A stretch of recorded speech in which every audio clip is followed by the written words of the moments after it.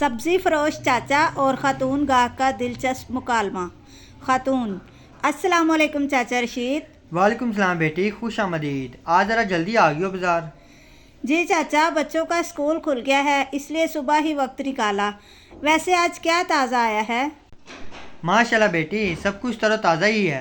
टमाटर, आलू, प्याज, भिंडी, पालक, गोभी, जो चाहे हाजिर है। अच्छा, ज़रा ये टमाटर दिखा दें, आजकल तो ये सोना ही बन गए हैं। सच कहा बेटी, आज की रेट में भी कमी नहीं आई, लेकिन तुम्हारे लिए थोड़ा रायत कर दूंगा। 60 रुपये किलो है, तुम ऐसा करो 55 रुपये में ले लो। चाचा 55 भी बहुत है, दूसरी तरफ वाले सब्ज़ी वाले 50 रुपए में दे रहे थे।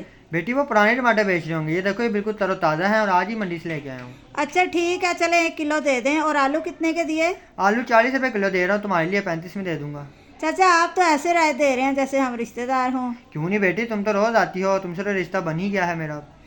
ठीक कहा। अच्छा चले, ज़रा हरी मिर्च और धनिया भी दे दें। धनिया फ्री दे देंगे या इस पर भी कोई सौदा होगा? बेटी कैसी बात कर रही हो, फ्री है, लेकिन आज ज़रा थोड़ा सा दे रहा हूँ क्योंकि माल कम आया है।